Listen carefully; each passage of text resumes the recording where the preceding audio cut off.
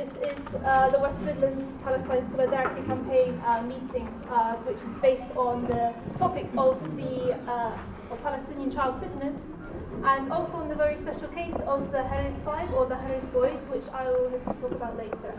So the way that this meeting is going to work today is that we have Betty Hunter, who's the Honorary President of the Palestine Solidarity Campaign, the national body, who will be saying a few words to start off first.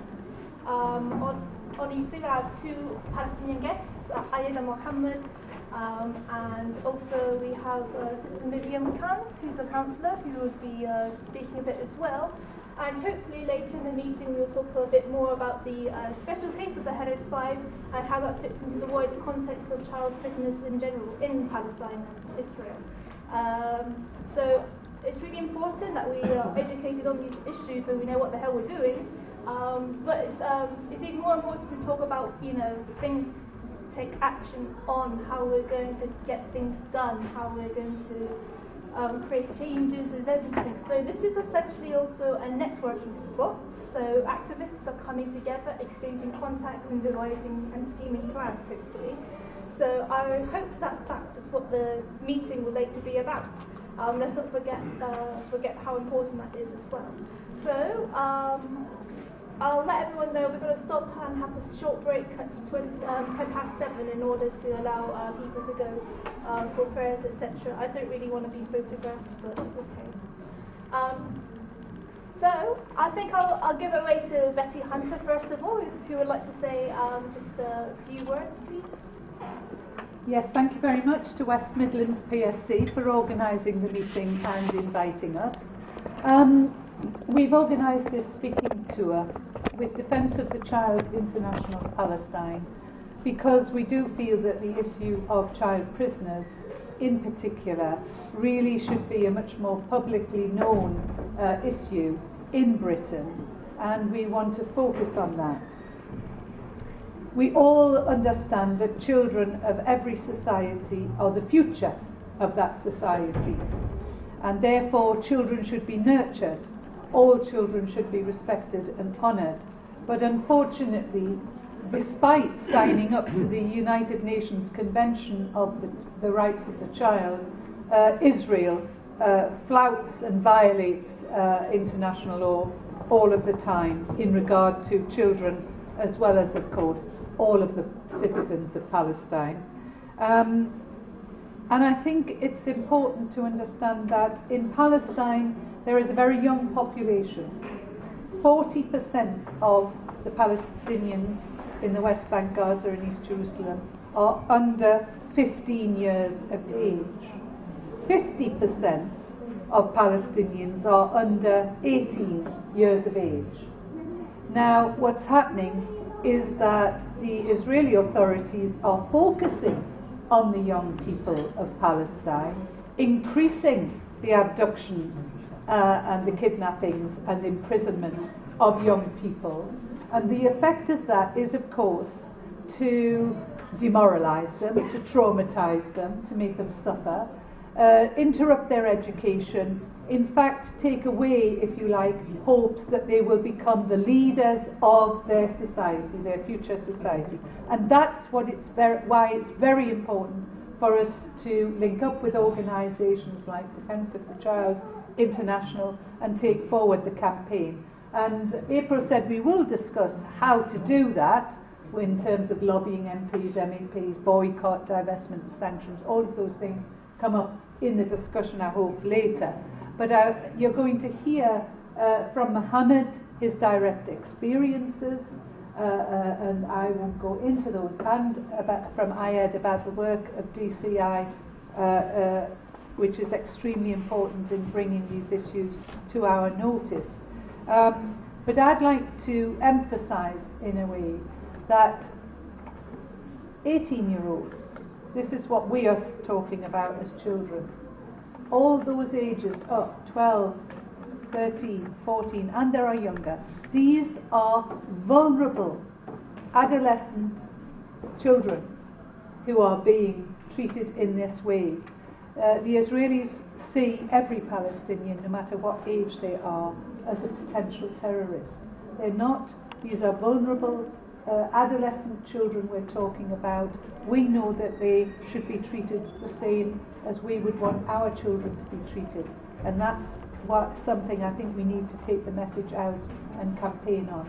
So this is the context in which we've invited Mohammed and Ayed to come, and I'm sure you'll find what they have to say extremely helpful in understanding the situation and convincing you of the need to really campaign as strongly as you can for the rights of Palestinians, and in particular child prisoners. Thank you.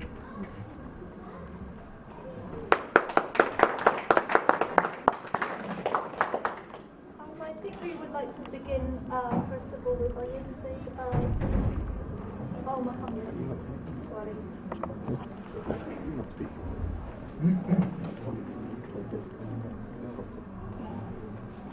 أنا اسمي محمد أبو الريش قدس، عمري 28 سنة.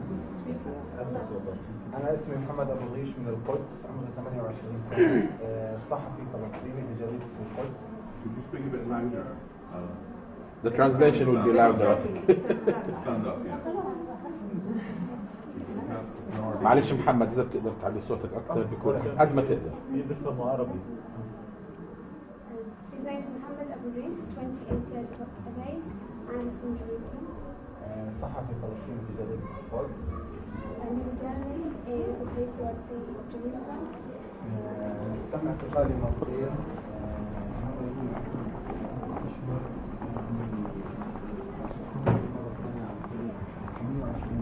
كان عمري 17 سنة. 16 سنة و 17. He was taken hostage on 2 occasions. The first time he was 14 years of age, and the second time he was 16 years of age. في المرة الأولى والثانية كانت مداهمة المنزل متشابهة. عدد كبير من الآليات العسكرية، جنود مدججين في الأسلحة اقتحموا المنزل. On the first occasion, there was an army that entered the property, where they had loads of weapons, military weapons, and they entered the property. خلقوا حالة رعب للأهل ولأخوات الصغار. كان عندي أختين، واحدة اسمها دينا 10 سنين، واحدة اسمها مريم 3 سنين. They caused a large, they caused so much terror within the house. He had 2 sisters, which is دينا 10 سنين ومريم 3 سنين. Dina, which is 10 years of age, and Maryam 3 years of age. طبعا خلال اعتقالنا تم ضربنا، تكبيلنا بقيود بلاستيكية وإغماء عينينا. Once they were imprisoned and they were tortured, they were handcuffed and they were blindfolded. خلال اعتقالنا طلعونا بالآليات العسكرية. طبعا وجود موقعنا داخل الآلية العسكرية كان تحت أقدام الجنود. الآلية العسكرية. It's very difficult to hear. Can we? I think you need to stand up and gently voice No, I can hear the sister. If you will stand up, please, if you don't mind, sound it a bit. Come from Military chief. Move forward. no, just sound. Move forward. Better to move forward. أبد. كويس أبد. And the hall is very... Yeah. Yeah, large.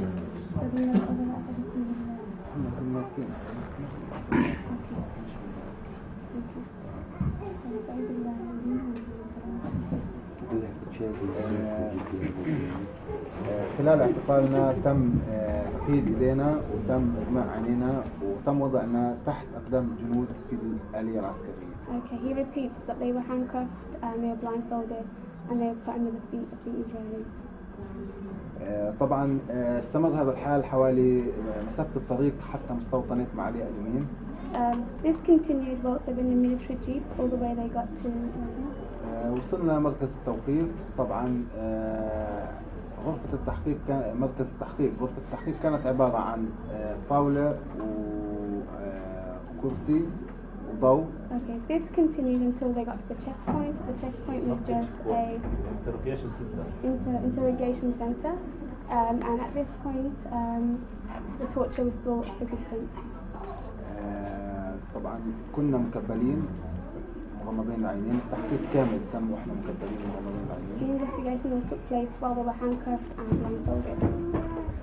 تعرضنا خلال الأسئلة للضرب، Whilst they were being questioned, they were beaten. للشبح والتعذيب. position abuse. وطبعا إضافة لذلك كان هناك طريقة بتعاملوا فيها محققين اثنين. المحقق الأول بيلعب دور الشخص العنيف اللي بده يقتل وبده يذبح وبده يتعرض لجنسيا من خلال عصاي، والمحقق الثاني اللي هو بيلعب دور الملاك الطيب اللي بده يحميني من الشخص العنيف. Whilst the investigation was happening, there was two characters. One character which was the very violent character who was torturing him, and there was another character who was acting as the kind character. طبعا استمر التحقيق على هذا الحال في ظل يعني مكبل اليدين ومغمى العينين وبنفس الطريقة لمدة 4 ساعات بدون متواصلة. The interrogation took about 4 hours, continuously 4 hours. بعد 4 ساعات كان المحققين راحوا ليأخذوا استراحة. في ظل الاستراحة هاي أنا طلعوني على الشبح والتعليق. كان وراي جندي في حال إني حركت إيدي أو جسمي علشان يكفني. Okay. After 4 hours, the investigators were taking a break. Whilst they were on a break, he was being tortured. He was beaten whilst they were on their break. عادوا المحققين الاثنين بعد الاستراحة وبدأ التحقيق من جديد، طبعا بنفس الطريقة الأولى ضمن تهديد في التحرش الجنسي. After the break, they came back to do more interrogation, and they were also threatening him on sexual abuse. في حال إنه ما اعترفتش مش راح أطلع من الغرفة من التحقيق نهائي. He was told that if he doesn't confess, he won't be able to leave the interrogation room. وإنه هذا الحدث راح يستمر حتى تنتهي مهمتهم. And that this interrogation will continue until they succeed in what they're trying to achieve. استمر التحقيق بعد ذلك حوالي 3 ساعات ثانيين. The interrogation took an extra 3 hours. بعدها تم نقلي من مركز التحقيق لمركز التوقيف في مستوطنة عطسيون. After the interrogation was done, he was taken into detention center. طبعا هناك تم خلال نقلي على مركز التوقيف تم ربط ايدي في سقف الجيب، سقف الآلية العسكرية. On his way there, his hands were tied onto the military jeep. طبعا في هذه الحالة كنت أنا معلق مثل الخروف المذبوح، يمين وشمال. He's using the phrase that, whilst he was on the way, his hands were tied on the military jeep. He's using the term, it was like a sheep, when the sheep's tied onto. طبعا في هذه اللحظة كنت أنا بوكل ركلات وضربات من الجنود من اليمين ومن الشمال. He was also beaten on the way. وسط ضحكات وصراخ. And they were laughing and shouting. استمر هذا الوضع حوالي ساعة ونص. This continued for an hour and a half. بعد وصولي لمركز التوقيف تعمدوا انهم يوقعوني بدرج. When he got to the detention center, they purposely made him fall downstairs. حتى وصلت داخل سلة مهملات كبيرة. Until I got into a big trash. طبعا بعدها دخلنا على مركز التوقيف. مركز التوقيف هو يعني انك ما زلت تحت التحقيق. He said he got to the detention center and he was still under interrogation. رحت على زنزانة ضيقة كانت حجمها 2 متر 2 متر. He was put into a cell which was 2 meters by 2 meters. لمدة يوم واحد فقط. It was there for the whole day. بعدها تم نقلي لداخل الغرف في مركز التوقيف. And then he was transferred into another room in the detention center. طبعا الغرف كان وضعها سيء جدا. The little rooms were very poor, in a poor condition. طبعا من خلال انه فيش منطقة فيش تهوية. There was no air. And الفرشات اللي على الأرض. الغرفة نفسها بتتسع ل6 أشخاص، كان فيها 12 شخص. The room could only fit 6 people. but it had 12 people in it. الفرشات الموجودة على الأرض فرشات مقززة متسخة جدا. الفرشات بننام عليها. The mattresses were very dirty. حتى إنه يعني لا تصلح للاستخدام البشري. Which was not suitable for human use. كمان البطانيات برضه including the blankets, they were very dirty and they weren't suitable for human use. طبعا داخل مركز التوقيف مسموح لك تطلع على الحمام لمرة واحدة في اليوم. In a detention center you can only use the toilet once a day. هذا الاشي دعانا احنا انه نستخدم علب العصير للحمام. which forced them into using little containers in order to go to the toilet. طبعا ومع وجود روائح كريهة ووجود والتعرق داخل الغرفة كان الجو غير صحي بتاتا. This caused very bad odor and it was very unhygienic.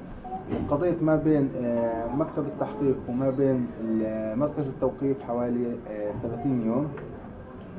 يعني التحقيق خلال وجود التوقيف تم التحقيق معي لمدة 30 يوم.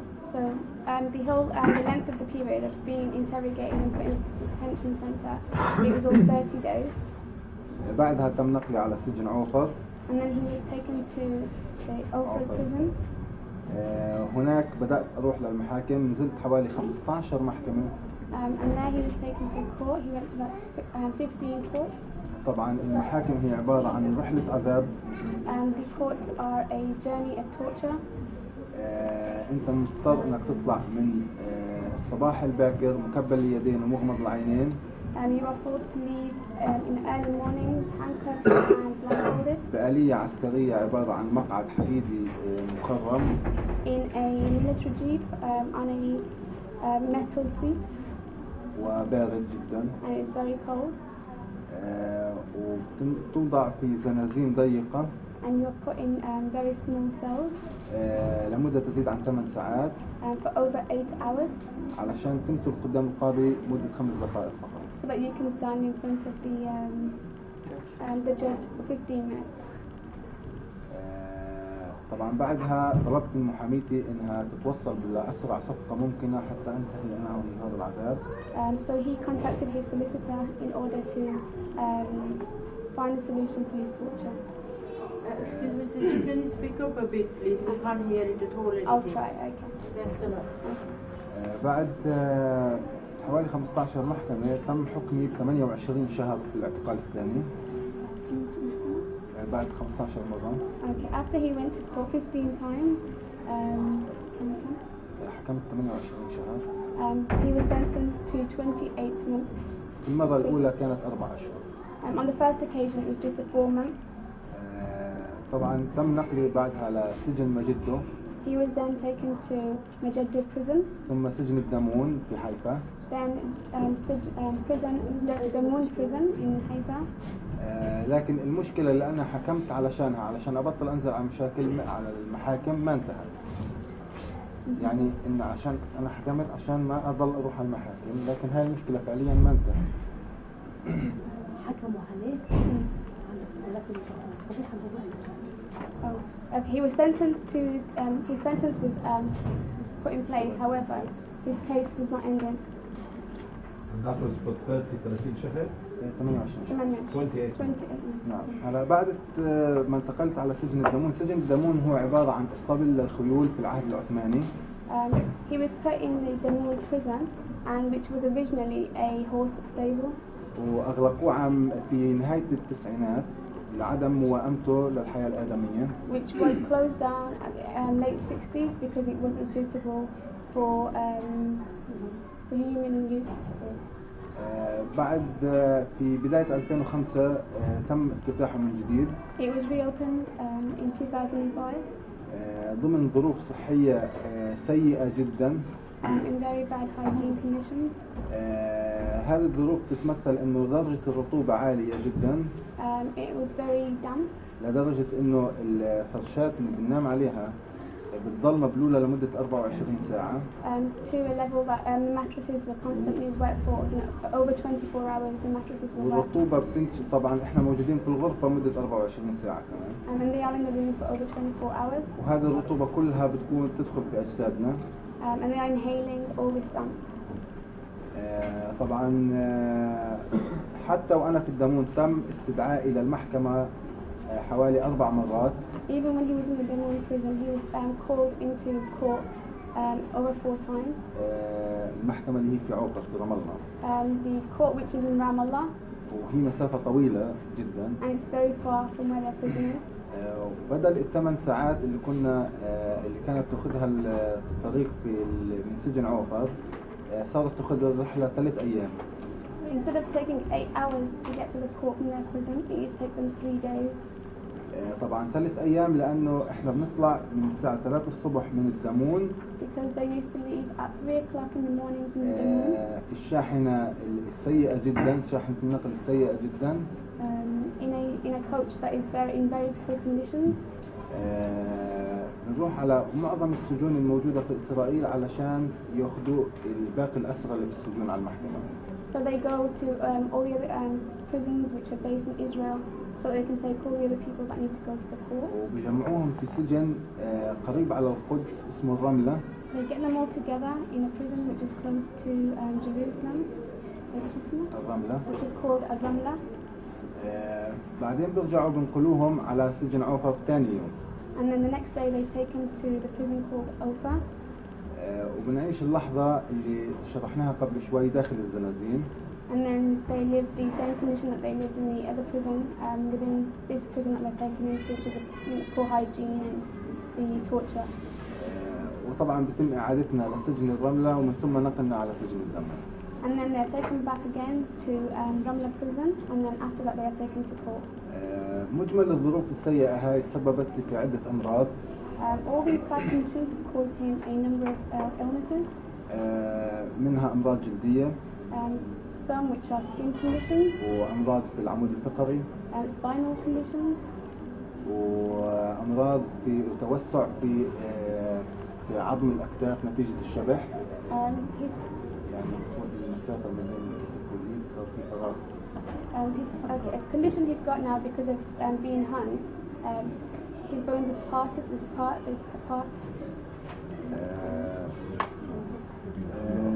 هذه التجربة بشكل عام كانت صعبة جدا نتيجة إن خضتها بوقت مبكر من عمري. This experience was very hard for him because he went through it in a very early age of his life. لكن رغم السلبيات الموجودة فيها. But with all the negative effects of it. لأني استفدت من إيجابياتها أيضا. I've also learnt from the positive side. الإيجابيات تمثلت إنه كان عندي الوقت الكافي للتفكير بمستقبل قادم. Positive sides were it gave him time to think of a brighter future. طبعا أنا المرة الثانية اعتقلت وأنا بقدم الهاي سكول تبعتي. Second time he was taken hostage. It was when he was preparing for his master's. كملت امتحاناتي داخل السجن. For his education, he continued his education in prison. ونجحت داخل السجن. And he passed in prison. بعد أسبوعين ما طلعت من السجن دخلت جامعة القدس تخصص صحافة. After 2 weeks after he left prison, he went to a university in Jerusalem and he went into journalism. وخلصت دراستي خلال 4 سنين. And he finished studying within 4 years. هذه التجربة أعطتني قوة إرادة أكثر. This experience gave him a strength and more ambition للاستمرار في الحياة. And to continue with life. وعدم القبول إني أكون مجرد ضحية. And not to accept to be a victim. خاض تجربة صعبة وخسر المعركة. He went through a hard experience and lost the battle.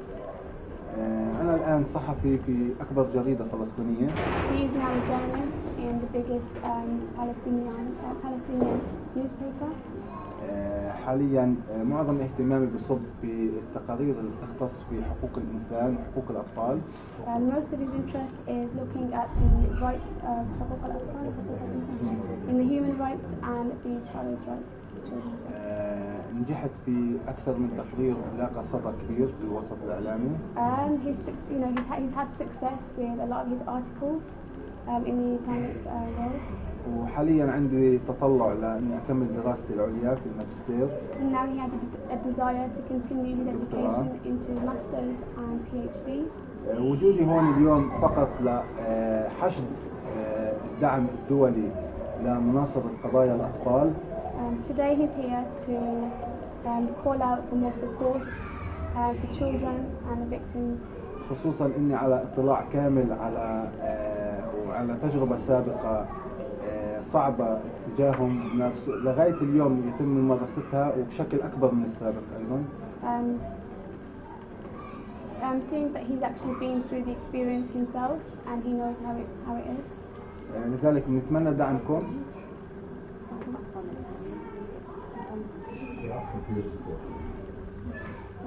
لذلك بنتمنى دعمكم. Yeah, so therefore we need your support. وشكرا لكم جميعا. And thank you very much.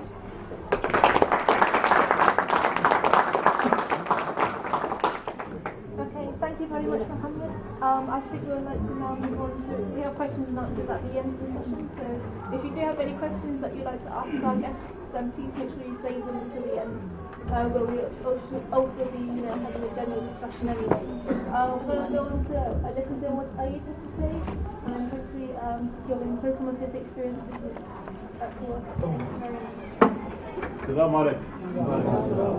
I'd like to thank you all for attending this event, especially for the women who left many things to do at home and to come here. Actually, Muhammad's experience is not unique. Almost every child who is arrested and persecuted in the Israeli military legal system pass through the same experience. Some are less and some are more. Every year around 700 Palestinian children are arrested and interrogated and persecuted in the Israeli military legal system. This is in addition to many hundreds who are arrested and beaten, then released because they are under the age of criminal responsibility according to the Israeli military legal system. But even for those who pass through this experience for a couple of hours or 4 hours, it's a very terrifying experience because 1 month ago there was a YouTube for a 6-year-old child from Hebron area who was arrested by the Israeli soldiers, and he was totally terrified. So you can imagine that this experience that this child passed through. Arrested, really arrested? Yes. He has been arrested just for a couple of hours, but this experience in itself is a very terrifying experience for a child. He is 6 years old, almost he starts talking. I find myself today that I should start about the issue of the children in Paris. At the beginning of this year, there was a stone throwing towards a settler car that passed by through a bus-by road near to Haris village. What the Israeli did, they went, I'm not sure whether the same night or the other day, to that village and they arrested 10 children. So those 10 children have been interrogated and exposed to torture, and 5 of them confessed to throwing the stones towards the Israeli car where a baby has been injured. The idea is not an issue of security for the Israelis, despite the fact that they try to show that it affects the security and throwing stones is deadly and all this stuff in order to justify their illegal practices against Palestinian children. The boys from Paris, 5 of them still in Israeli prisons and the 5 others has been released. But the releasing of the 5 children gave the impression that the Israelis do not know who are the children that throw stones. They just make a random arrest among children in the closest village to the place where stones have been thrown in order to terrorize the whole population. As an organization, we get affidavits from those children, and those children have been put in solitary confinement for different periods of time, and at the end of this process, 5 of them under duress confessed that they have been threw stones. In the West Bank, there is an Israeli policy and there is a Palestinian struggle. So the issue of home demolition, child prisoners, settler expansion, and the bypass roads are interconnected. Because there is a policy for the Israelis to expand their settlements, whether in the West Bank or in Jerusalem. Also, there are bypass roads that penetrate the Palestinian area. So what the Israelis is trying to do, that they want their policy to be implemented to expand their settlement, and they want to give the feeling of safety for settlers who are driving in these bypass roads. So if there was a stone throwing, immediately the Israeli troops invade the nearest village and they randomly arrest a group of children in order to terrorize the whole population. So in Israel and Palestine, the main issue is the issue of discrimination. There are 2 legal systems. One is applicable for Palestinians who are living in the West Bank, and the other one is applicable for the Israeli citizens. Even Israeli settlers who are living in the West Bank, they are tried not under the military legal system, they are tried under the Israeli civil system, and there are so many differences between these 2 systems. For example, under the Israeli civil system, they can't impose custodial sentence on children until they are 14 years of old, while they can impose custodial sentence on Palestinian children when they reach the age of 12. Another thing, under the military legal system, bail is denied in also 90% of cases, while under the Israeli civil system, bail is denied in just 20% of cases. 83% of Palestinian children receive custodial sentence, while under the Israeli system, just 6.5% of Israeli children receive custodial sentence, because the Israelis try to find any alternative other than imprisonment for Israeli children, but arresting children and put them in prison when it comes for Palestinian children, it is regarded as the first resort and usually for the longest period of time. The whole military system, it's not a system in order to bring justice, it's to control and to suppress the population of the West Bank. So as Palestinians, we do not expect from this system to take into consideration the best interest of the child, or to provide children with their fair trial rights.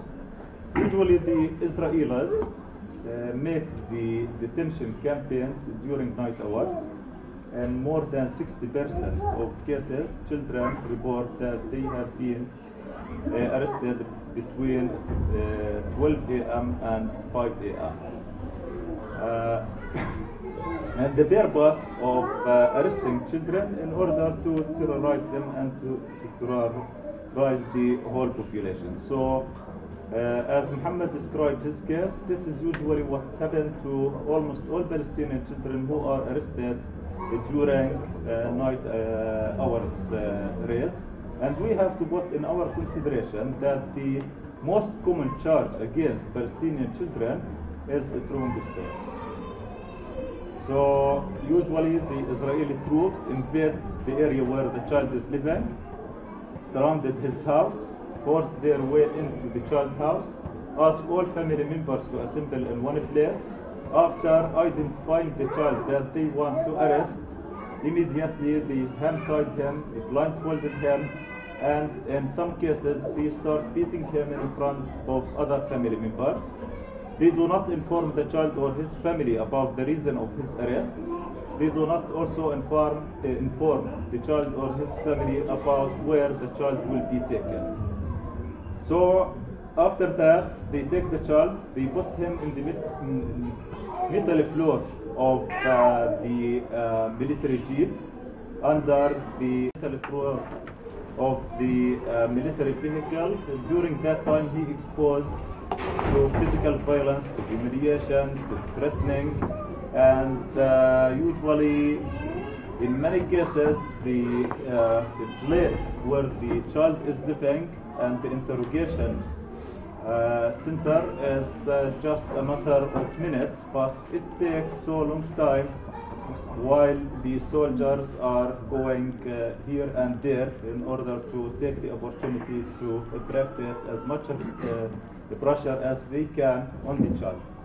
So at the end of this trip, they took the child to an interrogation center, and in the interrogation center, the main purpose of the interrogator is to extract a confession from the child as quick as he can.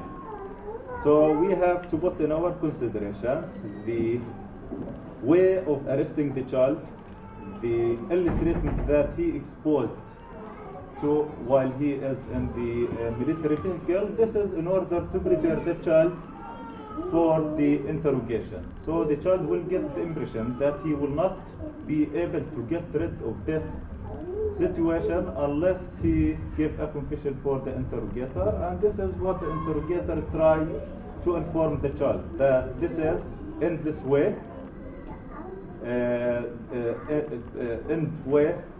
either you give us a confession or you will stay in this process. Usually children tend to believe what the interrogator is telling them because they are totally disconnected from the outside world, and the only channel from where the child is receiving this information is through the interrogator. So during the interrogation, there is no audio-visual recording for the interrogation process. Parents are not allowed to attend interrogation, and this right is accorded to Israeli children. So at the end of this process, almost all Palestinian children confess to the allegation or accusation against them because they start to think that this is the only way in order to get rid of this situation. What we noticed during the last period as an organization, I work for Defense for Children International. We defend Palestinian children before the Israeli military courts, and our lawyers visit children immediately after finishing their interrogation in order to get affidavits from them and to tell their stories, what happened to them during the arrest, transfer, and interrogation. During the last period, we start to notice that the Israelis rely more on psychological methods of torture comparing with physical methods of torture. This is not because the Israelis want to abide to their obligation under the Human Rights Convention, because all of the Human Rights Conventions regard that all forms of torture, whether it's physical or psychological, are absolutely prohibited, but they resort more now on psychological methods of torture because they discovered that it's more fruitful for them to extract confession if they use these methods of torture.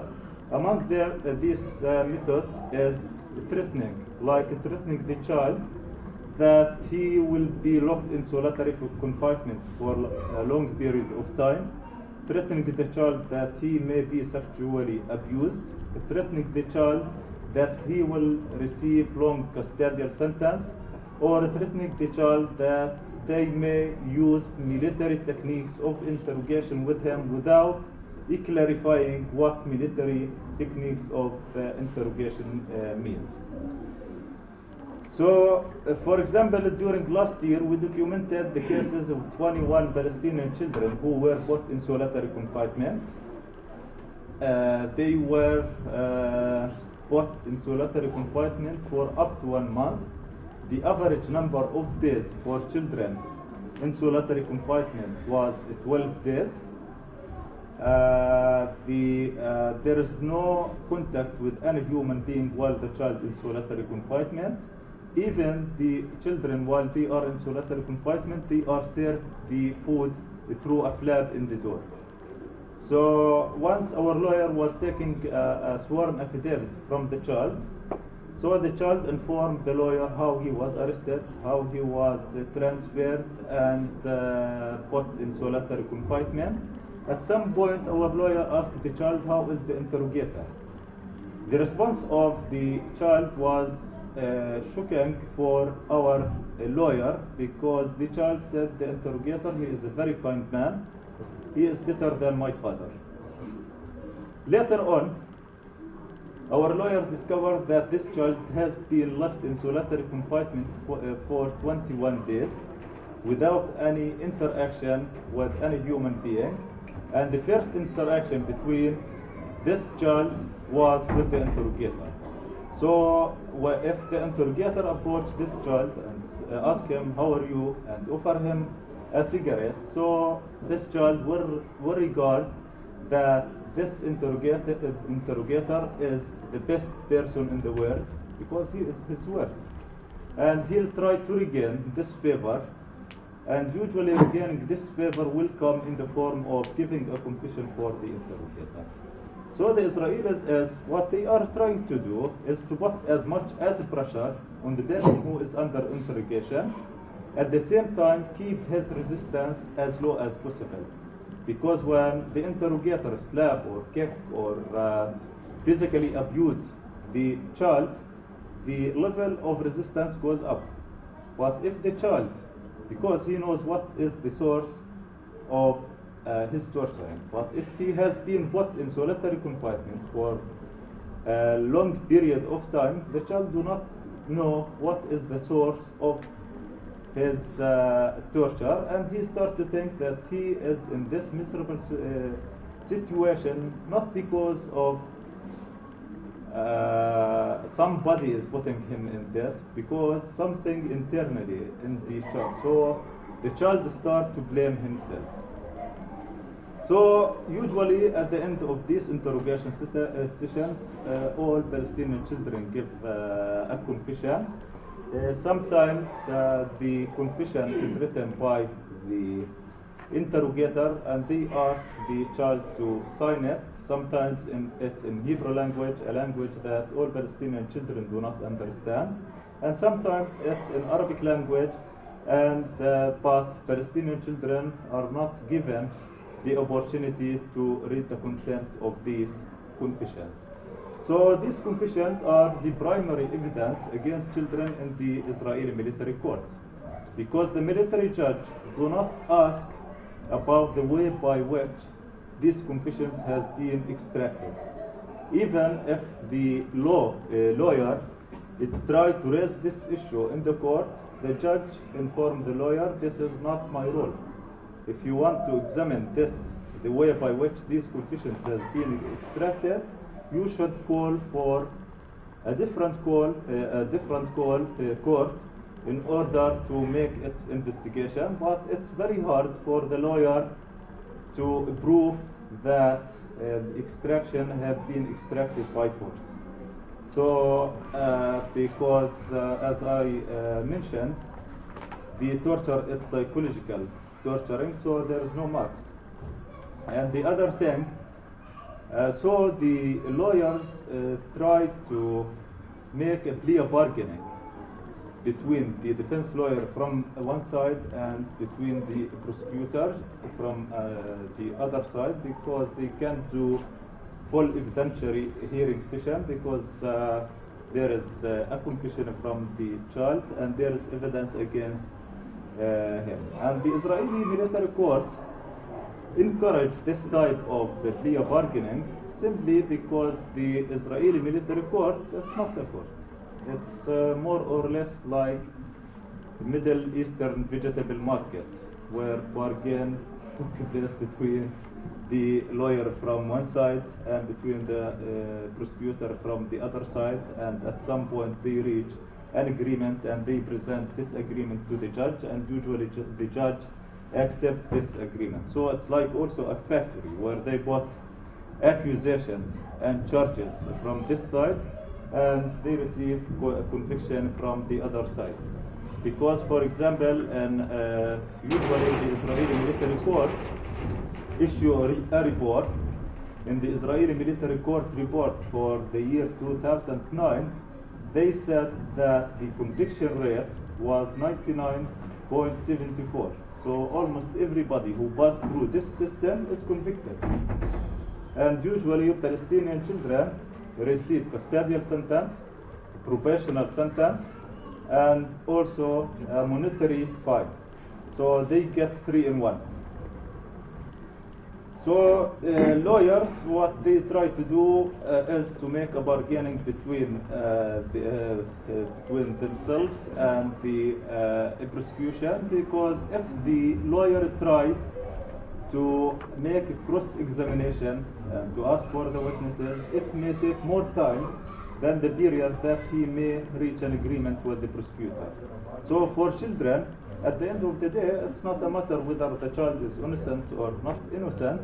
It's a matter how long time the child will serve in prison. So for the lawyers, they regard that it's in the best interest of the child to make these bargainings and get less sentence. Because even if the lawyer at some point tried to make full evidentiary hearing, and he started this process, and in the middle of this process he discovered that it will not work well, and he tried to go back to the bargaining, the prosecutor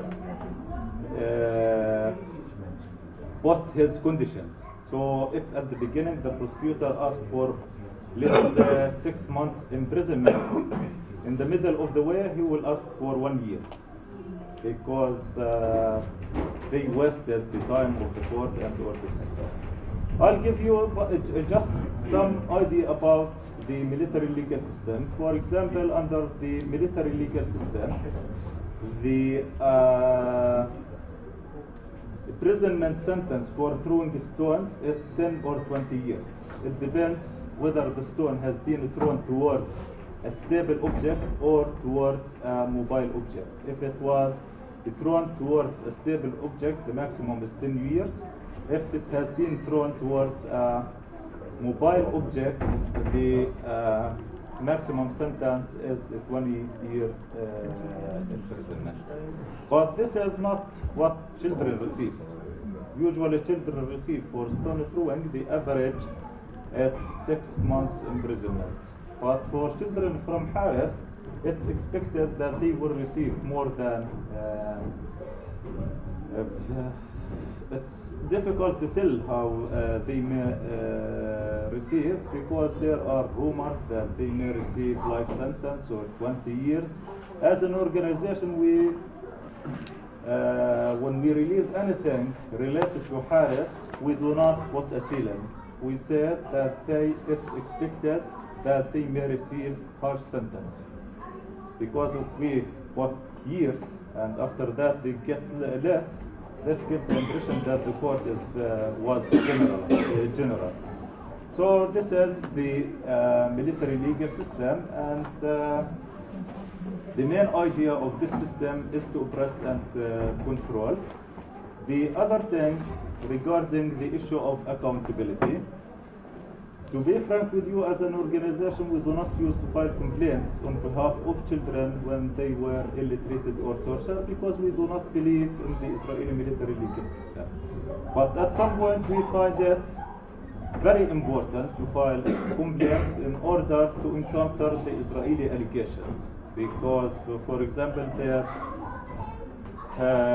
there was a statement for the Israeli government spokesperson saying that as an organization, and also children and their families, they do not believe in the Israeli military system. So people in general do not like to file complaints for the ill treatment and torture that their children exposed to.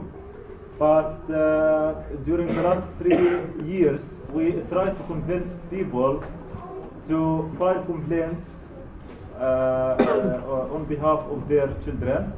but almost all complaints that we file on behalf of Palestinian children who are exposed to ill treatment and torture, the Israeli authorities do not open investigations in these complaints, or they close these investigations under the pretext that there is no cooperation from the child or his lawyer. Because in our complaint, we stipulate that if the Israeli authorities wants to take the testimony of the child, this child should be accompanied by a lawyer, and this right is afforded to Israeli children. But the Israeli authorities refuse, but we believe that it's unacceptable and illogical to ask the child to go again to the same place where he has been ill-treated and abused to give a testimony. So there is no accountability, and the perpetrator of the ill-treatment and torture are not held to account. But I think that what we are trying to do to make the point that there is no accountability from the Israeli side. I'd like to finish with the issue of psychological implications. In my opinion, that all children who pass through this experience will be psychologically affected. The affection depends on the age of the child when he was arrested, the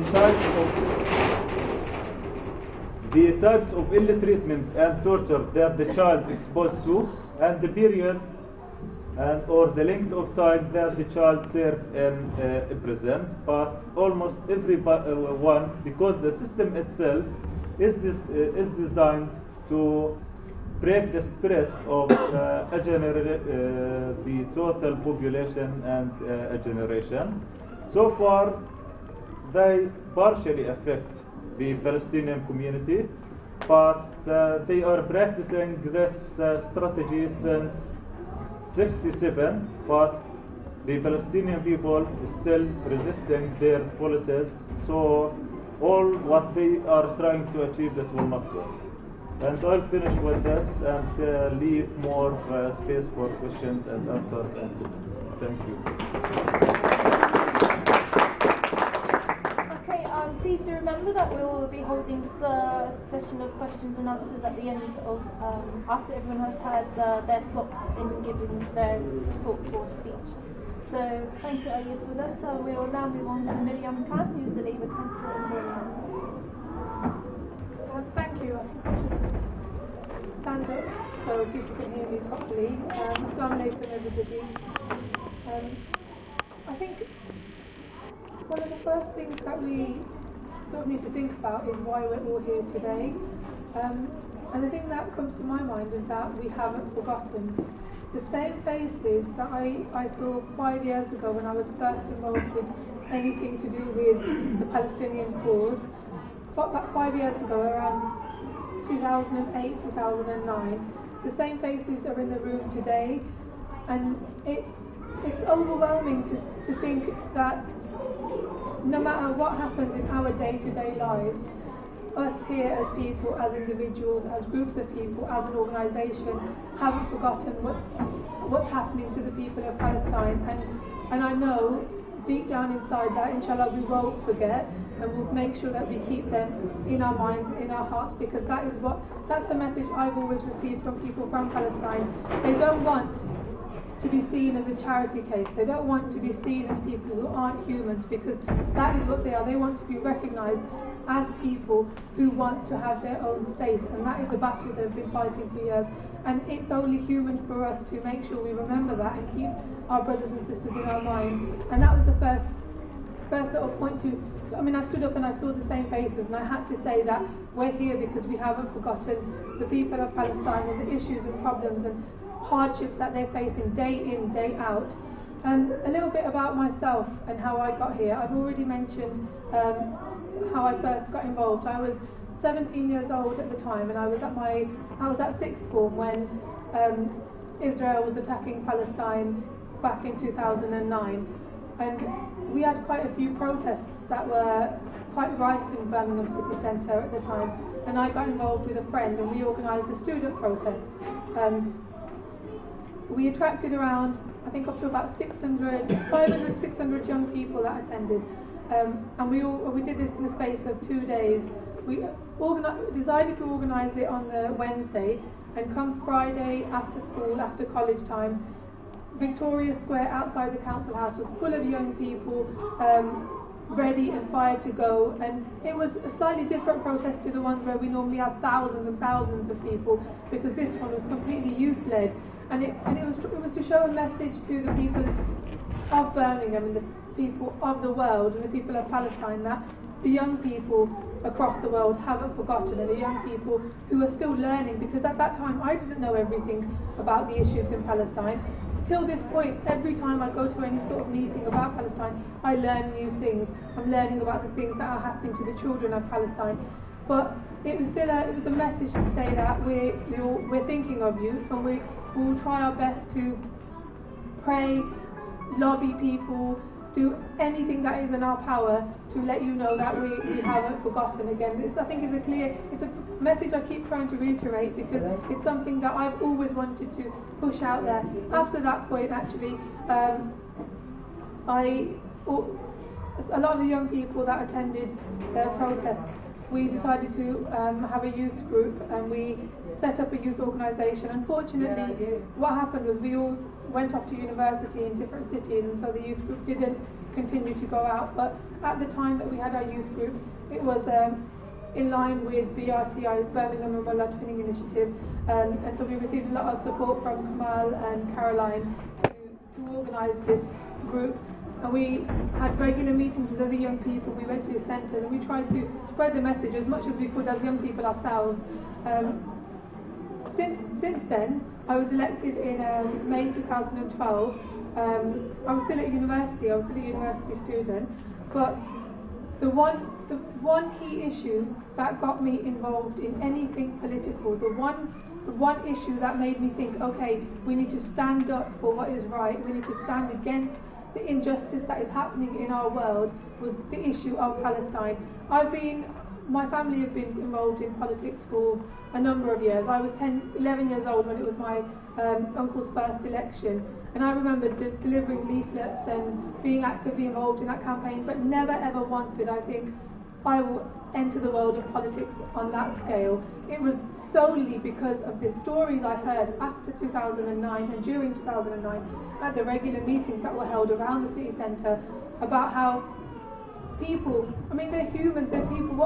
So one of the things that I take back from every meeting, every function that I attend about Palestine, is that there are people in this world, in the 21st century, suffering the injustice and being tortured at a stage where I can't comprehend how anybody, today the story that we've heard of, like 6-year-old children, look back and think at the 6-year-old children that we've got in our families.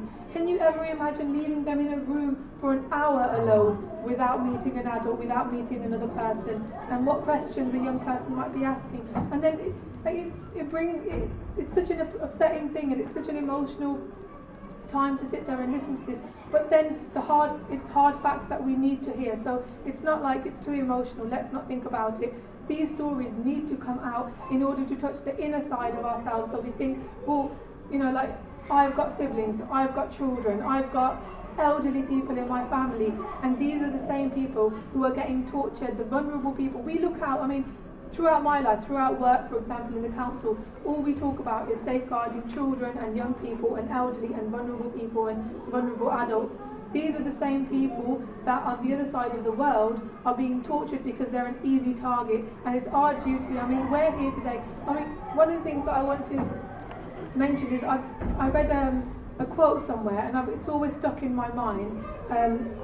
If I just share it, you know exactly what I'm referring to and what I mean. I don't know where it's from either, so I don't know where it's quoted from. Sometimes I want to ask God why He allows poverty, war and injustice in the world when He could do something about it, but I'm afraid He might just turn around and ask me the same question.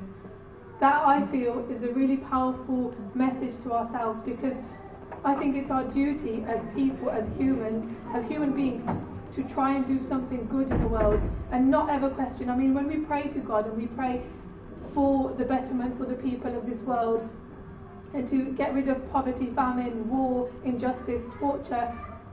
We're here in the here and now. We should do our utmost best to try and ensure that we can better ourselves as human beings to better the lives of somebody else. And I think every single one of us, even if it's in the smallest way possible, whether it means donating something towards a special cause, or whether it means something on a larger scale, if you've got the funds, if you've got the time available to actually go to delegations. Through Palestinian Solidarity Campaign, there's a number of ways where you can try and travel out to Palestine and meet the people. I was lucky enough to meet a really special girl, a Palestinian girl from Ramallah. Her name was Najwan Abu Najem, and through Kamal and through the organisation that I've been involved in from the age of 17, 18, she visited Birmingham, and I was lucky enough to host her at my house for a while, and the memories that I shared with her, I can't even begin to explain, because she became like a family member to me. And the stories that I heard from her, from a first-hand experience from a young girl, similar age to myself, she's a university student, it was completely unimaginable, the things that you've heard. And I know a lot of the people in the room already would have heard these stories because you're regular activists in this cause, but hearing somebody the story we've heard today, hearing somebody who know that it's not just this happened in Palestine, these faces, these children, these boys that we're seeing, this is happening to Palestinian people, this has happened to a person that is sitting in the room with us today, and he's lucky enough to be here right now to try and share his story as much as possible. But what about the forgotten children that their stories aren't coming out? Like what was said earlier, it's not a unique case. This is happening with so many young people, and these ones have got their names on the posters, so there's a face and there's a name to it, but there are so many out there that aren't being talked about, and it's not fair. This is where media plays a role, this is where the politicians play a role, because it's our duty, not as a human being, but it's our duty as people who are in a position where we can raise concerns on a certain platform. And that is one of the reasons why I decided to stand for election, because my first initial insight, the first thing I ever thought about politicians, although I said my uncle stood for elections, the first thing I ever said was, politics is a big dirty game. I will never join any political party, regardless of what it is. They're all liars. I would never do it. But then at one point, I had a conversation, and I thought, the reason why I will step into it, the reason why I will try to stand for elections and try to get elected, is because a few years ago I was outside the council house with hundreds of young people chanting and shouting and protesting against some injustice that is happening in the world. And then a few years later, I was within the council house, within the system that tries to make, that implements policies. And that's what I thought. At that point, I thought I would rather be within that circle where you can try and push it as, you're the people who are making the decisions, and it's a completely different sort of environment to be within there. But like I said, you need to try and, what we need to do now, from now onwards, and for however long this struggle continues, is to push and lobby your local councillors, your local representatives. That includes myself, to push your MPs and your MEPs, the people that are in power, the people that can have that voice for you, because that's what we're here for. And I can hold up my hands and say, well, I myself, I'm already quite actively passionate about Palestine, but I still need that push from people, because there's a number of causes, a number of things, but Palestine is one of the first things that, if there's anything happening to do with Palestine, I will try and do my utmost best to serve the people of Palestine, not only because they became friends in the time that I've been involved, but because, like I said, it is our duty to do so. A final point that I would like to mention is, well, it's not really a point, but it was a bit of an observation while I've been sitting here. We've been in this room, and I think it's quite a powerful image and thought to imagine, or just to think of, because it came to my head and I'd like to share it. We've been in this room, and every now and then we get disturbed by the children that are playing on the other side of that, on the other side of the shutters.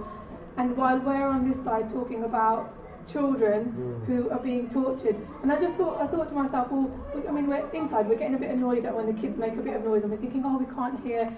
But that is what children are supposed to be doing. That is what the children of the world are supposed to be doing. To have the freedom to play, to do exactly what they want, make as much noise as they want, not sit inside a confined space for days on end, not meeting people. And I just wanted to sort of share that sort of message that I felt when I heard the kids playing, and I thought this is what childhood should be like, and it shouldn't be like the description that we've been hearing today. And if you've got any questions or any suggestions when we've got the question and answer session, please come and speak to me. Thank you. Thank you very much, Miriam. If you took a look at the invitation, you'll see that we are actually supposed to be ending at 8:30. It is now 7:45, so we're running out of time quite quickly. So I think now is the right time for Naeem to step in and talk about what the work of Palestine Solidarity Campaign is about, and particularly what the West Midlands Palestine Solidarity Campaign group have been up to. Well, I think, thank you, Mariam, for her speech. And I think we appreciate that she joined the campaign when Gaza was being attacked in 2008, 2009. And there were many youths with her, who actually organized many demonstrations in the city. I remember there were some demonstrations. There were at least several thousand youths who were trying to enter the city council to hear speakers talking about Palestine. And I think we had to do it in such a way that we had to actually do two meetings, one outside the council house and one inside the council house. And I think that's the spirit we want to bring back to Birmingham. And I think it's important that we listen to the experiences of what's happening to the Palestinians. In the past couple of times, we have arranged two meetings to which, because the British government refused entry to the Palestinians who wanted to come and speak to us, we had to cancel those meetings. So I think that's something that we must also note. And I think Mariam Khan was involved to do an alternative meeting with Skype from Palestine. So I think we know the issues that we face and the difficulties that the Palestinians have been facing for such a long time. I think the Palestine Solidarity Campaign, certainly in Birmingham, has been going for at least 30-40 years as far as I can remember. And we have been taking coaches to demonstrate in London and everything else. But I think there are certain specific things we need to do for the Palestinians that we can do in Birmingham.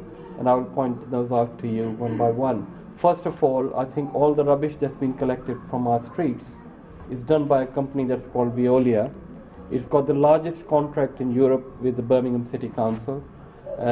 So your rates are paying towards the profits that this company makes. But what this company also does is that actually helps Israel occupy Palestine. It helps build settlements.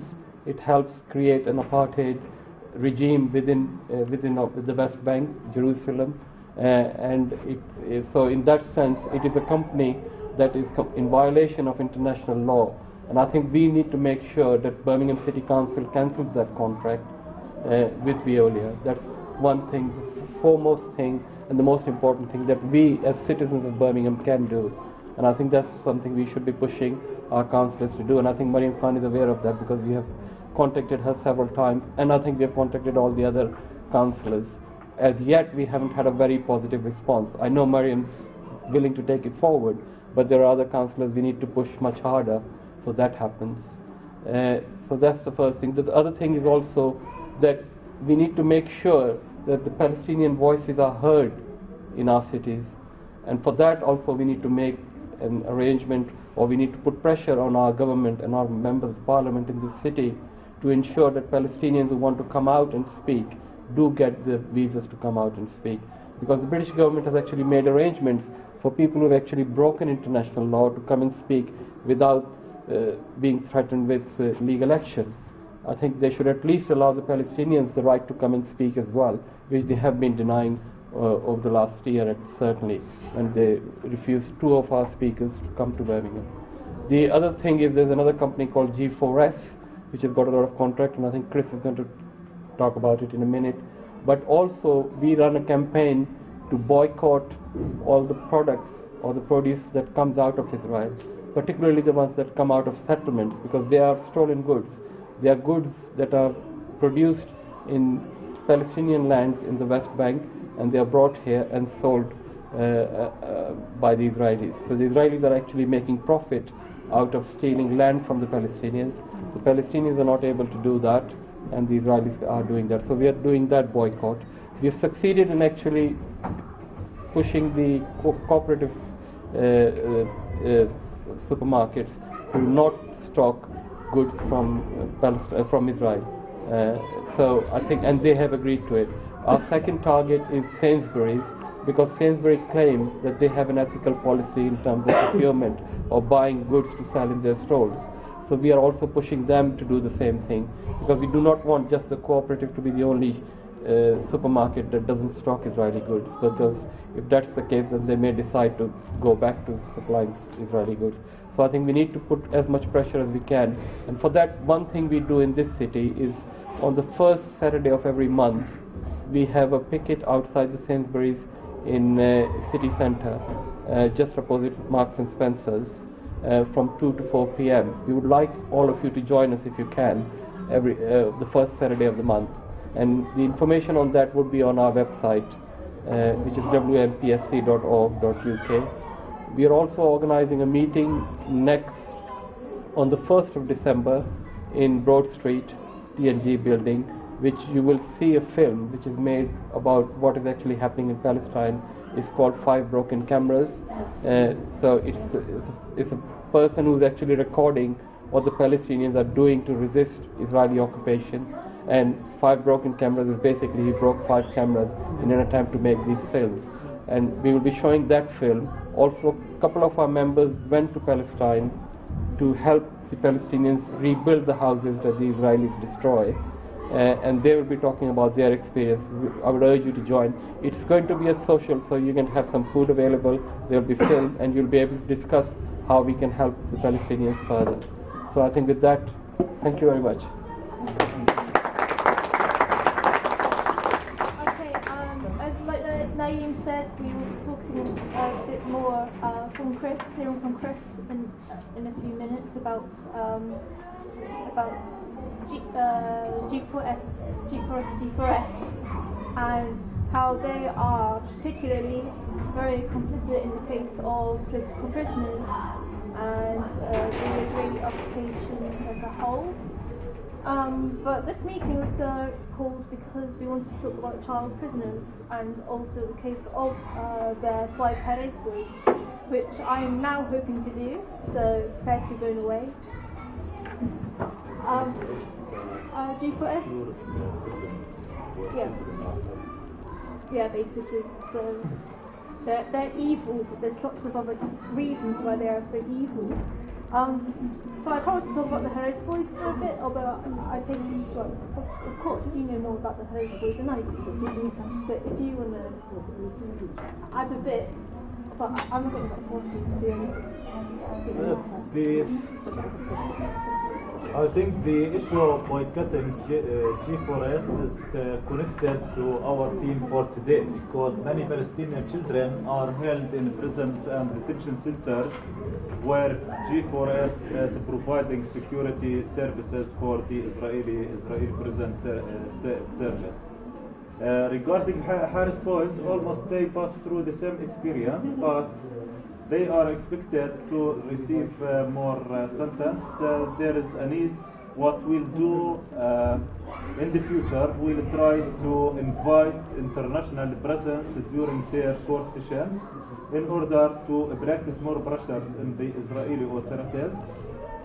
We'll invite diplomats and any internationals who come to the area in order to attend these courts, and we hope that it will work to reduce the sentence that those children may receive during the court sentence. Okay, I wanted to show you a YouTube video of the parents of one of the boys being Ali Shamnawi, and hear his mother speak about what happened on the night that he was arrested and then detained and then imprisoned. But because we don't really have the equipment with us, I'm afraid I cannot show you that video. So I will talk a bit about them myself. So the Perez boys, they're 5 boys from a village called Perez, which is situated in the West Bank. near a city called Belgrade, which is near Nablus, which is like north of Frankfurt, that kind of area. So there are five young boys aged between 13 and 17, so they're not even over the adult age. There's Ali Shamlawi, Tamer Souf, Amr Souf, Amr. I don't speak Arabic, as you can tell. Tamer Souf, Mohammed Kib, Mohammed Suleiman, and hang on, no. Yeah, I think I said all the names. Yeah, I said there's five. That's five of them. Yeah. So we should probably start from where it all began. Ayad was talking about this a bit earlier. We were talking about the village called Haris, where there is a road nearby, and also an illegal Israeli settlement.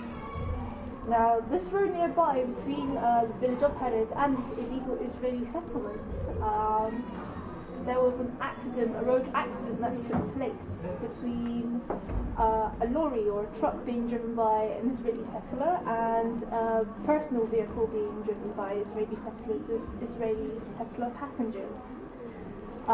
There occurred an accident between the two vehicles where the personal vehicle crashed into the lorry or truck or whatever you want to say. That, well, actually I saw rocks lying on the road, so there must have been some young Palestinian boys who were trying to harm us.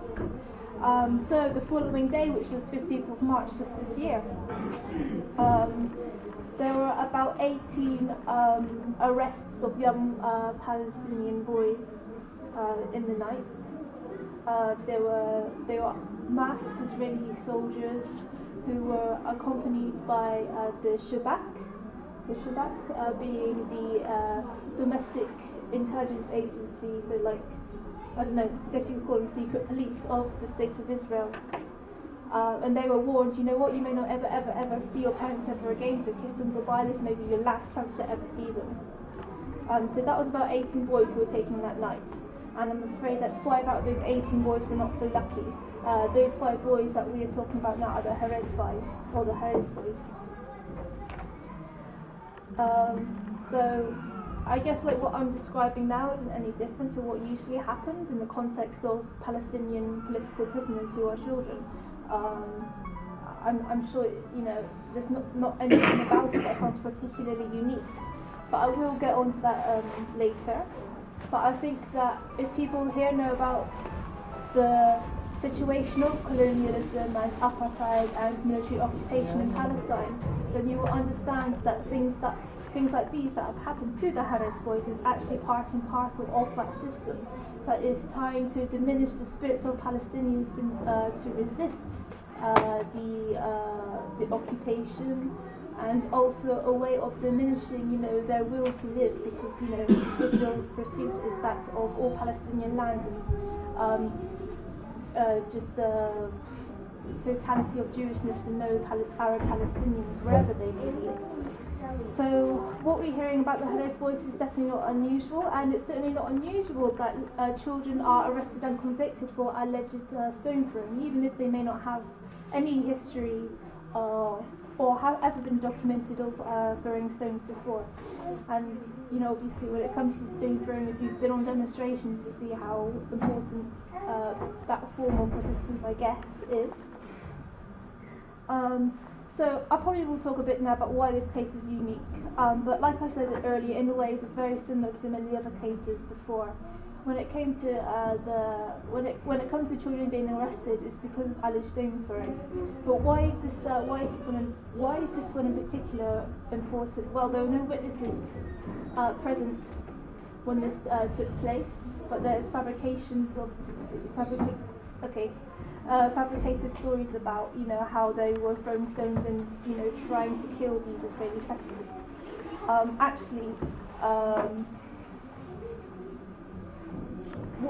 What they're facing now is the idea, or according to some reports, that they may be imprisoned for life if they are found, if the Israeli military courts find them guilty.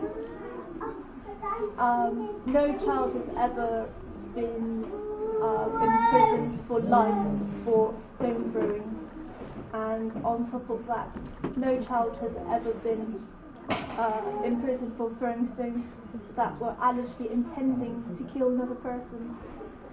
And if the Israeli military courts have their way with the Haris 5, that means that it will make it easier to imprison children for stone throwing and easier to punish them for so-called attempted murder through throwing stones. And there are some upcoming court dates. I've only wrote them here. I don't have like any flyers with them on, which I probably should have made so that we know and we know what actions to do and when. But they are in December. Some have already passed. Some of them are in January. So I think now, in terms of short-term actions, then obviously we want to, we want these 5 young boys to walk freely from these Israeli military courts that are trying to prosecute them for something they never did. But also we need to talk about long-term actions. This isn't just about 5 individuals. This is also about trying to end the colonization and apartheid and occupation of Palestinian lands and the people. So we are going to talk a bit about Group 4 Security or G4S, about why it is important to boycott them, and that's because Palestinian civil society have suggested to us, look, this is what you must do if you want to support us. You must boycott companies and many other kinds of institutions that are complicit in the Israeli occupation of Palestine. So what we're going to have now is hopefully Chris will talk to us a bit about yeah, just briefly, because yeah. If we at the same time, if we can announce the collection, because we really ran out of time. Yeah. We elected for the issue. We want to talk about that, so we pass it around. At the same time. Okay. So while Chrissy touches on about G4S and boycotting G4S, can we please have Mirfat pass around the jar? And the reason why is because one of the things about this campaign for the Haris 5 is that we raise enough money up and to support them, to support their parents having to pay for their lawyers and that kind of thing. So every little helps, so give what you can and do be generous, please. And Mirfat, if you like, what is the aim that we try to collect? Okay, okay. So there's a crowdfunding product online. For the Haris 5, and the idea is that we make £2,000 in 70 days, so we're looking at probably mid-January next year. So this is something that's very important and something that we have to get on pretty soon. So I'll pass that around and whatever people want to donate for the course and pass it around, please. April. Yeah. Hold on. April, I forgot. Did Naeem mention the Christmas meeting? Not yet, no. Yes. No. Could I mention that at the end? Yeah. Yeah, we are. Yeah, just quickly. A highly toxic, nasty, awful multinational company that makes a living, particularly out of being and running security systems in the West Bank and in Israel itself. Prison services, checkpoints, monitoring the apartheid wall, surveillance systems. It has its nasty little fingers in all kinds of pies, but mainly it's profiting from the illegal occupation of the Palestinian territories. They do bouncers, right? They do bouncers? Yeah. In this country? Yeah. Do they? They probably do, they yeah. Bouncers. Yeah. One of its, and it is complicit in breaking international law. One of the things it's responsible for is transporting prisoners. So, in contravention of the 4th Geneva Convention, which forbids the movement of political prisoners, in inverted commas, from their own territory to the occupier's territory, G4S do this on a regular basis. So there's no question that they are complicit.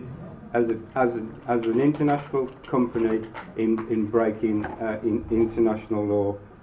It also provides equipment and services for the detention centres where young people are taken and tortured and held in solitary confinement, as we sadly and horrifically heard this evening. And so I guess, I mean, on the upbeat, there is a really strong network and a campaign against what G4S are doing. Some of its successes have been the Oslo and Dundee University have ended their contracts. The EU Brussels premises has ended their contract with G4S. Major bank in Denmark and large NGOs in Denmark have ended their contracts. And in South Africa, the Cape Town Trauma Centre, famous, has ended its contract, and Norwegian trade unions have ended their contracts. In this country, there was a major picket at their annual general meeting last year outside, and activists went inside and disrupted the AGM for 15 minutes, making demands and asking questions. So I guess just quickly then, what you need to do, don't go away and do nothing. Go away and do something. Log on to the website. You can log on to Stop G4S. All the information is there and all the campaigning is there. You can log on to the boycott, disinvestment and sanctions, and again you'll find all the information. The thing is, just don't go away and not do anything. Do something. If it's letter writing, if it's organising amongst yourselves, just organise your own network or your own cells and just do something and organise something. Thank you, Chris. Thank you. Okay, so I guess this is the part where we have a discussion. I'm not really sure what time we're supposed to end now, because it's either 8 o'clock or 8:30. Well, it's 8:10 now, so should we just have 20 more minutes where we talk? Can I please have Alistair and then Abu? Yeah, I think my question is for Mariam, actually, because I'm glad you come along, Mariam, because my question to you really is, I mean, we could fill this room with 5 times as many people, but you would be the person who gets heard. You're the voice that really gets heard if you decide to raise it. I mean, that's the reality of it. So, I mean, perhaps you should be calling for a civil disobedience, because perhaps we need to start raising the temperature around Palestine in the same way that it was being raised in 2009 when you got involved. And the truth is, you do have that ability, you have that platform. I've noticed every time that Councillor Zafar makes progressive noises, he gets very well reported in the Birmingham Mail. So I mean, the truth is that if you start to raise your voice, you will get heard, and you will be able to mobilise people far more than anybody else in this room. So a lot of this hinges on what you're prepared to do, really, Councillor, and we will support you. You would find that more people would support you, that you actually probably even more people would vote for you if you actually really started to take a proper stand around this issue. Because the only thing that's going to save Palestine is global people power, and you're the one person in this room who can make a real change in Birmingham. I'm not saying that everybody else is, it's very important what all the individuals do in the campaign, but you are the actually. You should be calling for a blockade. So I'm not telling you what you should be doing, but if you called, for example, for a blockade of G4S in Birmingham, or a blockade of or something, a proper civil disobedience, and we actually say let's get the youth out back on the streets again, because that's what's going to make a difference. Please have Abu, then Sikander. Interesting hearing the Palestinian brothers talk about the unfortunate circumstances surrounding Palestinian child prisoners. I have a question and an announcement. My question is, perhaps I didn't hear right, but are any of the children on hunger strike? And also my wider question is, do you know anything about the hunger strikes amongst adults? And my announcement is that the Palestinian Solidarity Campaign, West Midlands Palestine Solidarity Campaign, got a meeting at Christmas time, on 14th of December, 6 o'clock, the neighbouring Methodist Church, and the topic is Jerusalem, and again, the plight of Palestinian child prisoners. Thank you. can take more than one chance. Yeah, sure. Can I say to Miriam, that's one of the most eloquent and passionate speeches I've ever heard from a Birmingham City Councillor. I've been following politics since 1974 and I was 7 years old, so that gives you an indication how old I am. Okay. I'm really, really disappointed by the fact that we've got a large number of Muslim councillors who have never voiced an issue about Palestine issue. It's really disappointing because one of our duties, I guess I can say that being a Muslim about other Muslims, no one can accuse me of being Islamophobic, that one of our duties to help our brothers and sisters, whatever it may be. Okay, so that's, and I think you're right, the brother was right there in saying that Miriam is in a very fortunate position that people will listen to her.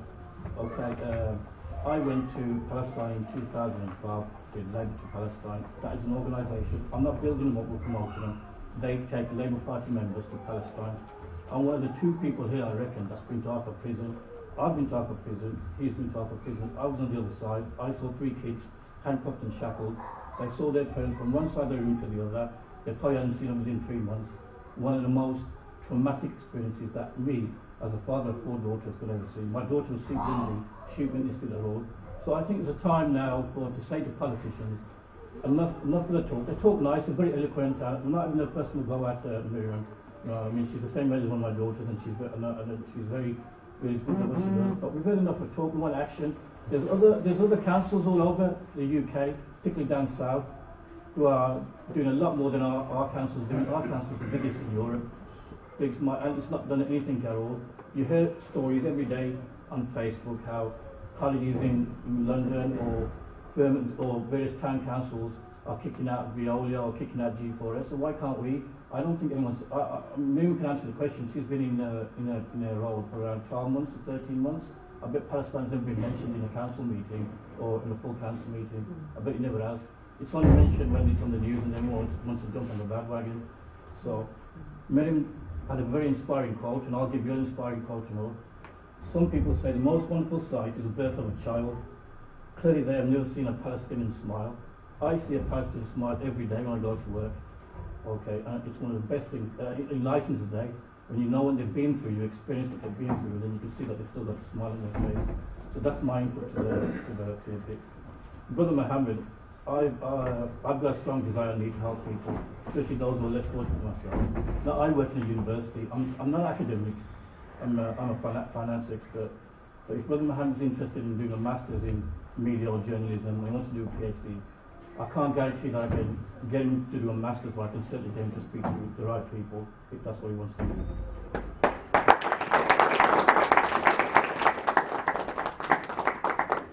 First of all, should we answer Abdul's question, which was were children on the hunger strike? Usually children do not participate in hunger strike that lasts for more than 1 month. So the prisoners movement ask them not to participate in this hunger strike because it's risky for their development. But sometimes they participate as support. Other times they themselves do hunger strike to protest against the way by which the administration of the prison is treating them. So they go for hunger strikes, or they return some meals as a result of the way by which the Israeli prison service treating them. Regarding Christmas meeting, I think always I believe that there is more support for the issue of prisoners when they are in hunger strike, but this should not be the case when we are talking about child prisoners, because there are some practices which are illegal under the international law. Israel is practicing against Palestinian children. So whenever there is an opportunity, we can raise these issues, especially after the report of the British UK lawyers, where they have 40 recommendations. So at any given time, we can raise one of these recommendations in order to show that Israel do not abide to its obligation under international law, and Israel should be punished for these practices, because Israel almost is a state party in all human rights conventions, but so far government do not do their job to practice more pressure on Israel to abide to its obligation, because they choose to maintain their diplomatic and political relation on the expense of their human rights and legal obligations. Could we have you and then Betty afterwards? Yes, thank you. I would like to thank you محمد النية. شكرا محمد وإياد.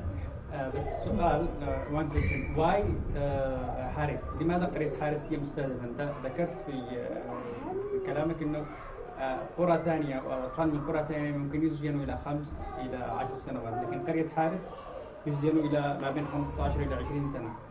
Why the children from Haris can be charged for 20 years in jail and not the other children in the other village? But I want to make it clear that according to the Israeli military legal system, children are sent to prison up to 20 years for throwing stones. But this is what children are receiving. The average sentence for throwing stones is 6 months imprisonment.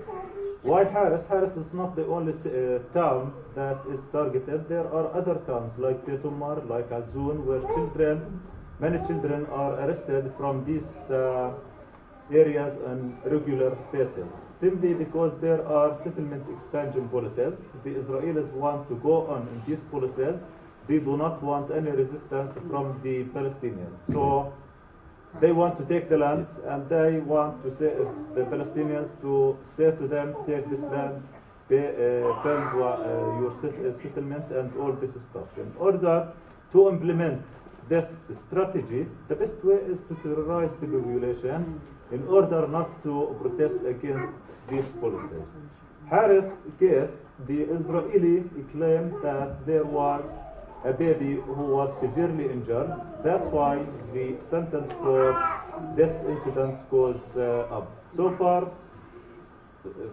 for sure, just one stone caused this. If we want to regard that this accident was a result of stone throwing, one stone just caused this car accident. So why they are wanting to give 5 children this harsh sentence? So this is the issue, because they want to terrorize the Palestinians. Last comment, please. It's for Mariam. And you speak about the same faces and the same people who's coming in this occasion. I feel shame actually, because the big equation, the big title, child abuse, child territory in Palestine, and people who's coming to these places are small amount of them. I mean, we are in Birmingham. Birmingham is a very big city, and a lot of Muslims, a lot of Middle East Muslims, Pakistani Muslims, Indian Muslims. We were in Holland 2 years ago. I was living in Holland. We make a day for support Palestine. We have got a lot of people from small cities, very small cities, like one neighborhood in Birmingham, the city in Holland. The role now of you is it's not enough to speak. You speak good. I like to speak what you say, but we wait. We are waiting something. Doing is better than talking. And the issue that I would like to let you know is there is a system maybe in Israel to let the children forget about the histories about the land. Our children in schools, they know nothing about these things. But what is the role of you to know the young people, to refresh the information about the Palestine and children of our Palestinians? That's your role, because you have an important position. I'll have 2 last comments then. Can we have Betty and then come in? Yeah, I wanted to I've come in several times. to take up the suggestions that have come from the audience about taking action. I think when Ayed was talking about the Harris boys' case, I think it was important to highlight what he said they're going to campaign for in Palestine, which is diplomats and internationals to be in the court when those boys are appearing. This is very important. This should be being publicised. And if there are protests in this country, they should be focused on trying to get our politicians in those courts, to get our diplomats in those courts, and so on. There has to be a focus for what we're expecting to come out of those protests, and it should be in support of what they're trying to do inside Palestine to publicise the case. I think that's something that we could take up. But the other area I wanted to bring up, because a lot of attention was directed to Mariam, and her role as a counsellor, which is important. People in positions of influence and authority are important. These are the people that we're trying to change. Not Mariam, she's already on our side, but all the way up to the top, because all of them know what the real situation is in Palestine. They simply don't do anything about it because it's not in their interests. We have to make it in their interests. We are the voters. We have to tell them, we're not going to vote for you in future, and so on. So I want to suggest on the issue of G4S and Veolia, which I think it sounds, certainly Veolia, possibly G4S, Birmingham has contracts with. If this is the case, and we know the Veolia campaign's been a very long one. Comrades in PSC have done enormous work looking at the whole legal situation and how we can get them to be kicked out. And it's been successful and become an international campaign. But what I suggest really to help people like Mariam is that the West Midlands PSC starts something like, this is a suggestion, a petition calling on the council to well, do it. I would suggest do it again. You've got the internet. You need thousands of people signing on the internet that Mariam can then go to the council and say, and then somebody else talked about blockading the Veolia headquarters here and so on. If you've got that kind of support, even just on paper behind you, a blockade then begins to get the publicity and so on. You've got to link the different kinds of action. They've all got a place to pay. Okay, you've done it, but we do these things over and over again. We've now got G4S to publicise. If we have the council and leading it, we'll have it even better. We get it in the media. That's what we aim at. I think that's what's important. To really sort of make it comfortable, or if comfortable is the wrong word, for the other councillors to come out in support with Mariam. You've got to give enough ammunition to say we can prove that you should be doing this, and that's the sort of approach I would suggest. Thank you very much. Let's now listen what Kamal has to say. I think that yes, West Midlands PSC has been doing a lot on Veolia, indeed speaking at one of the public meetings and so on. So there is a campaign, and obviously the more people that can participate, the better. I think I just wanted to focus on the issue of the government, the UK government. So I will ask a question. I think you probably know the answer, but have you already had a chance to meet with the Foreign Office, or are you meeting? So it would be useful to hear what you heard. I'm meeting them at the beginning of December with a group, and will certainly be raising that. I think for other people, this report that was commissioned effectively by the Foreign Office is very important. This is something that they paid for, and it told us exactly what we knew, and it is now a question, what are you going to do about it? So, and one way to do that is another event that's coming up. I'm sorry there are lots of events, which is the Lobby of Parliament on the 27th of November. So this is an opportunity to go and meet your MP in London, look them in the face, and actually do something positive, as in say, will you commit to writing to the Foreign Office to ask them what they have done about this report? So that's part of it. I think it's now around 180 MPs have already been, we know PSC knows, have set up meetings with people, over 600. So if there are some Birmingham MPs who haven't been lobbied, please do what you can to lobby them. Time is 2 to 6. 2 till 6 in London, and then after that 6:30 there's a meeting where a number of the MPs who are involved in supporting the Palestinians will be speaking. So it's an important time for us. It happens once a year, and it's a real focus for the effort, and it's also really useful for you to meet other people from all over the country who are doing exactly the same thing as the shared experience. April. Thank you, Kamal. Okay, the thing is, Miriam wants to respond back to Kamal, and then that's probably us. We can have another 5 minutes, Miriam. Sorry, April. It's such an important issue, isn't it? You know yes. I know. But we promise won't be long because we've got to go. But I want to say something more. I won't hug it too much. Okay. You know how I'm passionate about it. In terms of Miriam, as a father, if you never achieve anything in your whole life, if you manage to get a discussion on Veolia, and if you get a discussion on G4S, and you even get Palestine mentioned in a full council meeting, then you've done it. You don't have to do anything else in your whole life, you know what I mean? The other thing I think what you should do is that there's various other councils that take delegates and take councils over to Palestine.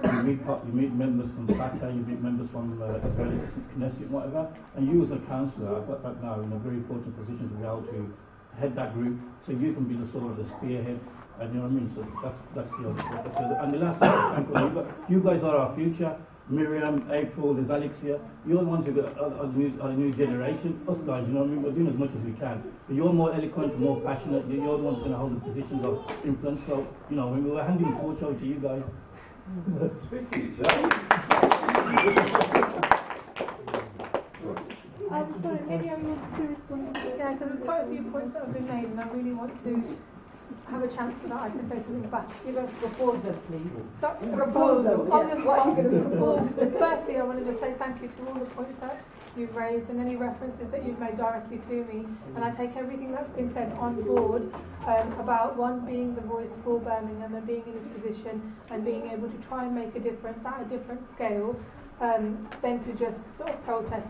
And you said something about how I'd be able to make a bit more of a difference than the other people in the room. But the other people in the room, I want to mention that they were the reason why I ended up being here, why I had the passion inside me. So everybody here plays a strong role in this process, whether it's at the beginning of the system, or whether it's at the point where the voice is being finally raised in chambers, whether it's in a council or whether it's in Parliament.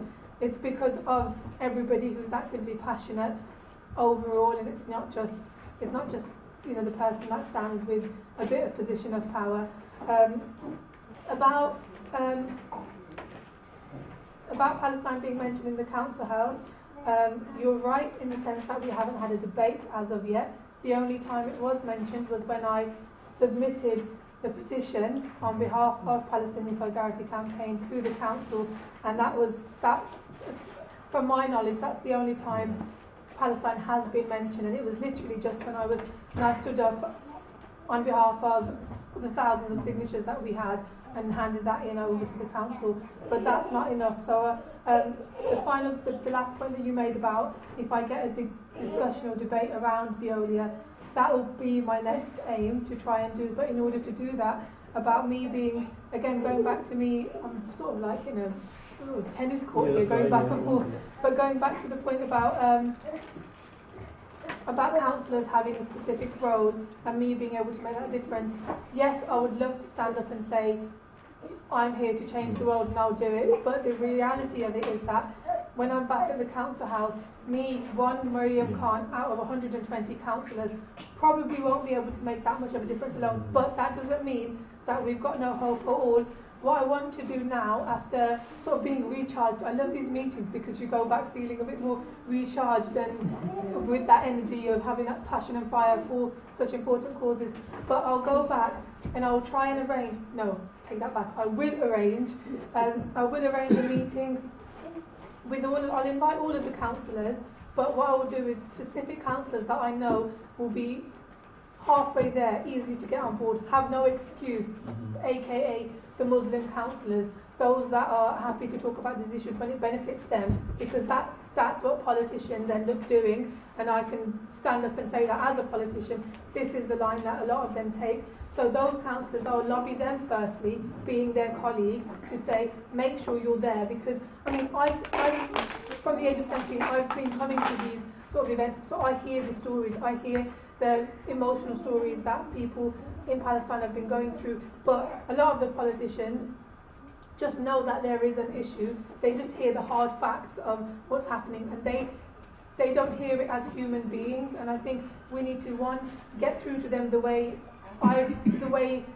the system, the way this sort of system, the way the organisation has managed to get through to me, person to person, and then hopefully get them to be as passionate about it as me, and then have a group of councillors within Birmingham City Council that will lobby it together, because I can, like I said, I stood up and I submitted a petition, but petitions normally at the end of council, that's when they get submitted. So it's usually when it's at the end of the day, everybody wants to leave and make their way out of the chamber, and so it's literally like, oh, I've got a petition, I'd like to submit this, and people are already sort of zoned out by then, having sat through a meeting for 5 hours. And that's not what we need. Whereas if it was a group of councillors, then it will make a lot more of a difference. So what I would like to do is, one, get the councillors together in the council house, so it's not a meeting that's held anywhere else, because I've got no excuse. I'll pick a time where the majority of the councillors are about anyway. Invite the Palestinian Solidarity Campaign, a few speakers that have got the things that we used to do before, the things that you did years ago, and I remember attending as a mere student, but have something there, and everybody there, the rest of my colleagues know how passionate I am about this topic anyway, and because, I mean, I'll use the fact that I'm the youngest in the council to my advantage, because like you mentioned, like, you know, you've got a daughter at this age, and so I try and get my way with a lot of the older councillors anyway, because they all become my uncles, and so I'll use that to my benefit, to be like, you have to be there, you have to listen, you have to take an active role, and you need to support me. So when it comes to submitting things forward on, you know, to do with Veolia, to do with G4S, I've got it sort of set in stone where it's not one Maryam movement with all of Palestinian Solidarity Campaign behind me. It's this group of councillors that are lobbying this issue at a scale with, again, the thousands behind. So I think my first thing, I don't want to sit there and sort of promise loads and loads of things, because that's not, I mean, I'd never ever want to do that, but my first immediate thing would probably be to organise a sort of meeting to actually get the other councillors to understand the issues, because that's what matters. I mean, and I'll say to them, look, if you're going to sit there and like discuss other things, or you're going to be sitting there on your phones, you're here to listen to the stories that we've got to tell you and take from there and set an agenda so that Labour Friends of Palestine in Birmingham is actually active, and I'll make sure that it's happening as an organisation where people can actually tap into and know that these are what the Labour councillors are doing. But it is cross-party either way, whoever. I mean, I'll make it open to anybody. It's not just the Labour Party's issue, it's everybody's issue. And so that's the first thing I'll probably do, and then take it from there and get advice from the rest of my colleagues to see how, because a lot of them have got more experience in the council than I have, as to how we can take it forward and how I can push it through the agenda, through the council's agenda, through Birmingham's agenda, as a group and not on my own, because I know I'm not on my own because I've got the rest of you guys, but when I go back into the council house, I need to make sure it's not just me trying to speak about it and the odd one or two councillors that say, yes Maryam, we'll support you. I don't want any of that. It's going to be, whether it means we have some sort of subcommittee or something along the lines of that, whether, you know, even if it's not official, an unofficial group within the council, that they know that we're okay. So that they know that this is what the cause is for. So that's probably going to be my first step. And about visit to Palestine. Yeah, I mean, I'll say here that if you want to go on a visit, I request to sponsor your visit, because I'm putting money where my passion is. I think you should go, because what will happen then is everyone else will jump on the bandwagon. You watch it, I guarantee you, they all jump on the bandwagon as soon as you go. Do you know the uncle that I mentioned earlier, the one who's the Labour councillor as well? He's visited Palestine a few years ago, on one of those delegations. And so I know that they do happen, and we've talked about this. I've talked about it with him. I'm not too sure what delegation he went on. One I went to was highly organised, and you get to see a lot of people that you wouldn't normally see. Yeah, he went on I went through the, you know, of that one. we went through Calanda checkpoint, went to Upper Prison, went to see the United Nations, and that sort of thing. These people are highly organised. Yeah, no, so what I will do, I think once we get a group such as this one going in the council house with a group of councillors, I'll work towards that so that we've got so that they've got something to work towards, not in just we're going to fight this cause in the council, but seeing it exactly. And I'd love to see it with my own eyes. We've talked about this so many times. I need to just arrange something as soon as possible. But inshallah, that's my take on it. And any other suggestions, I'm happy to take them on board, because when I go back into the council house to talk to the other councillors in the process of arranging such a meeting, I want to have something there so we're not starting from complete scratch. I mean, these are the key aims of the people, these are the issues that people have raised, this is what we need to try and do, and then how are we going to do it should be what is discussed. Okay, that's all I think. Thank you.